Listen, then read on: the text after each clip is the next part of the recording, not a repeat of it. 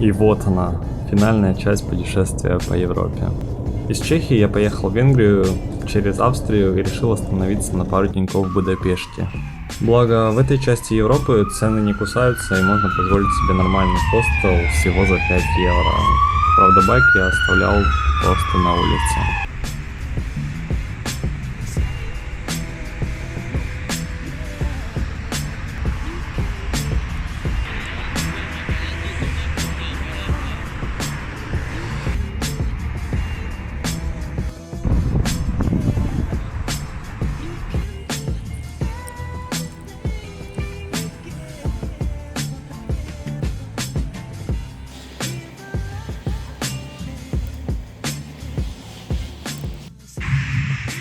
Взял скутер бесплатно. Он типа как обычный, не электро сейчас. И в горку очень-очень тяжело подниматься, но там дальше, по идее, будет спуск. Хочу подъехать ближе к парламенту.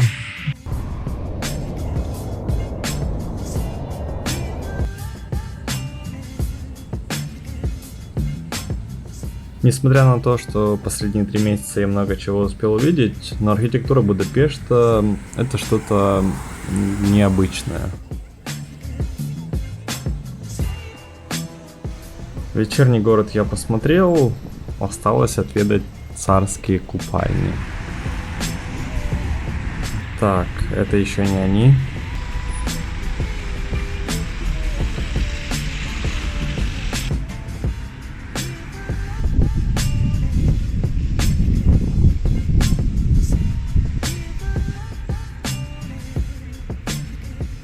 Это тоже. Вот, это уже ближе.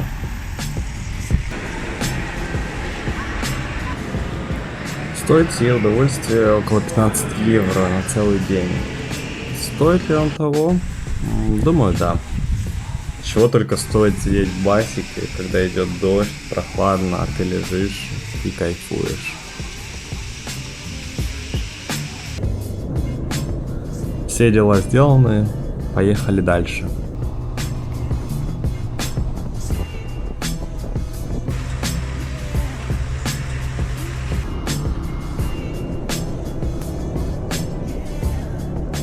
Пересек границу и даже не посмотрел, в какую страну я заехал.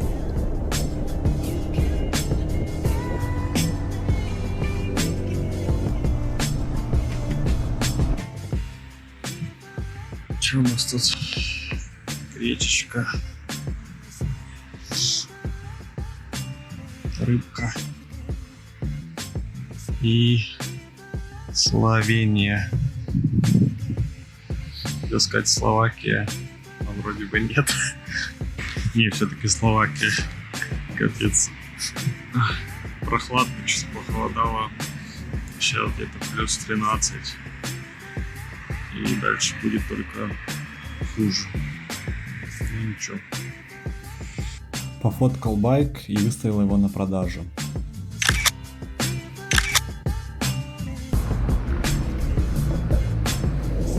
Возвращение в октябре дает о себе знать.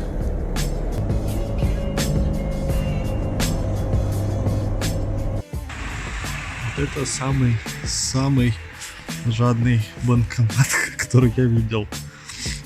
Хотел снять там что около 40 евро, и он мне посчитал комиссию на 10 евро. Это жесть. Сейчас в 4-местном номере уже, не знаю, 10:30. У меня часы неправильно идут, что-то на час. Все равно ничего не видно. Короче, очень холодно, ехать было плюс 5. Сказали, что на горах уже снег выпал. Я не доехал до Кракова, там километров 100, наверное. Завтра сразу поеду в Освенцим. Меня под конец начал уже трясти. Просто вот такая непроизвольная тряска. Но Это я уже когда подъезжал сюда, начал трясти, поэтому, в принципе, норм. Поездку в Освенцим я решил не снимать. Лучше поедете сами, когда откроются границы, и посмотрите в идеале на весь день. И советую взять русскоязычную экскурсию. Я приехал за пару часов до закрытия, но впечатление осталось на неделю вперед.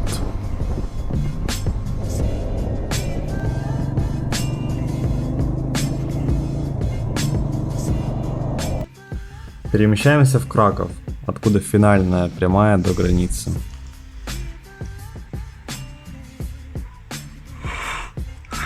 Погодка мерзкая.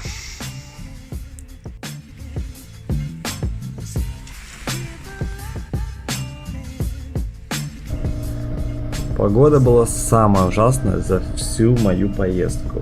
Дождь лил всю дорогу, просто не переставая.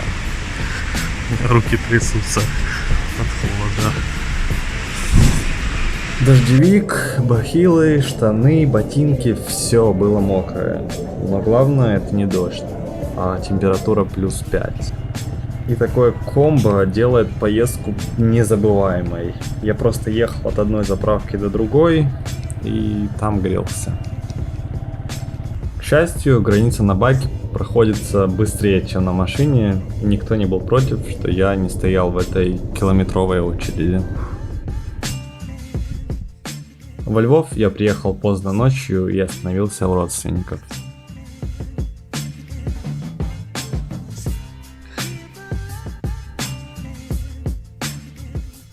Показали мне немножко Львов, но я немного приболел, поэтому со съемкой немножко завязал.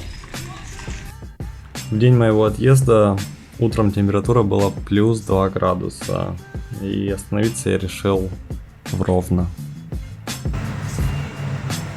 Капец, мне кажется, температура на 38. Я пытался заснуть последние часа, наверное, 3. Но все-таки пришлось выпить какую-то микстурку. Потому что завтра еще ехать. В Киеве наконец-то первый раз помыли байк, и я поехал в Белую Церковь, так как там был покупатель. Все.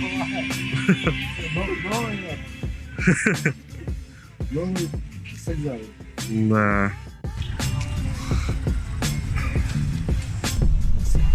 Вот так я остался без байка и поехал домой на общественном транспорте. Почему продал?